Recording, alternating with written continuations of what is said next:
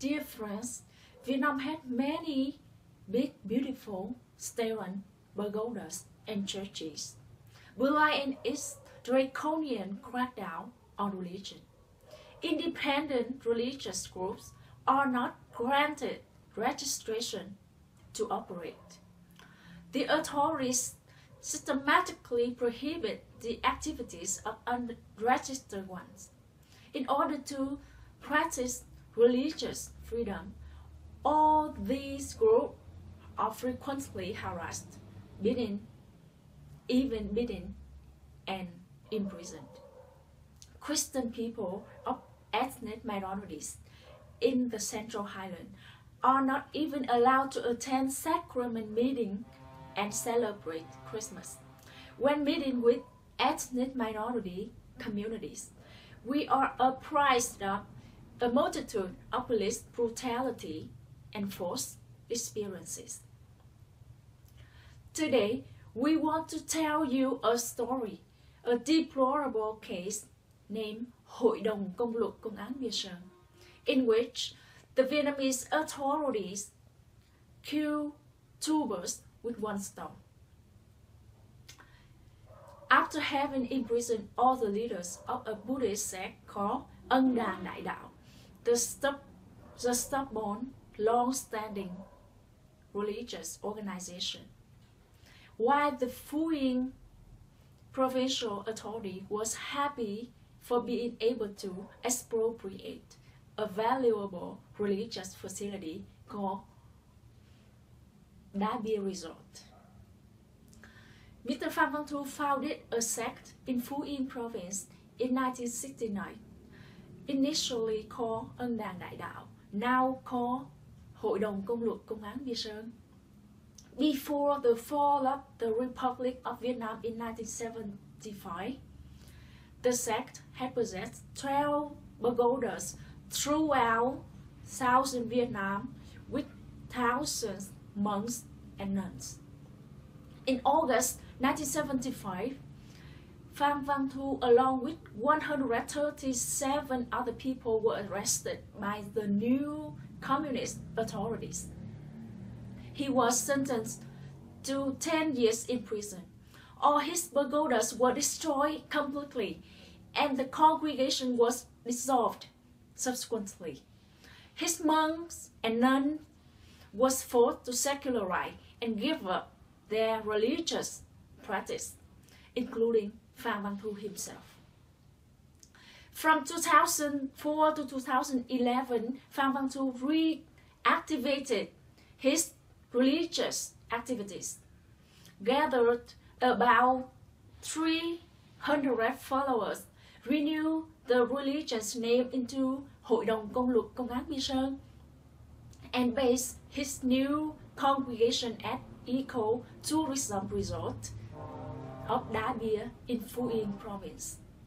But on February 5, 2012, Phú Yên police and security forces raided the resort and once again arrested Phan Văn Thu and all his 21 followers.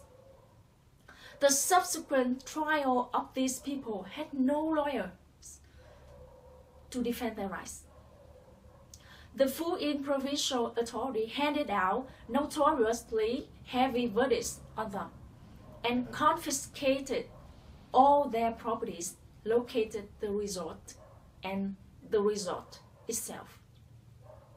In a 5-day trial in Phú Yên province, central Vietnam, from January 29 to February 4, 2013, 22 members of Hội đồng Công luật Công án Bia Sơn were imposed the sentences on from 10 years to life in prison for carrying out activities establishing or joining organization with intent to overthrow the people administration. Phú Yên authorities used things confiscated at the resort, such as over $26,000, 200 million Vietnam dong, hundreds of religious books and other religious materials, 19 detonators, and over 7 kilograms of explosive for actually clearing mountains and building the roads in the resort, 2 cars and many IT equipments, to accuse them of conducting reactionary activities for overthrowing the government. An article on Vietnamnet, a state-run online newspaper, also report verbatim the incident like this.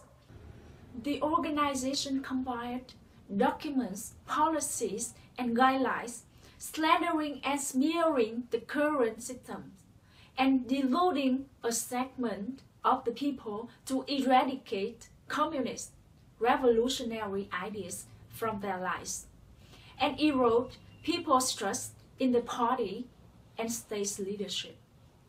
And the head of Phú Yên Provincial Police, Major General Phạm Văn Hóa, also said, more and less detonators and explosives did not matter, but the reactionary documents did.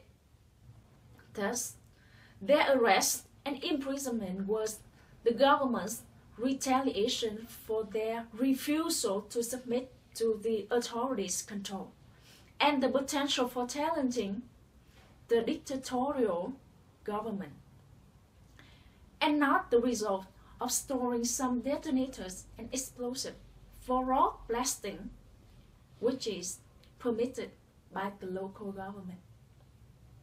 Vietnamese government fears all independent groups because it knows that the strength of organized mob would threaten its power.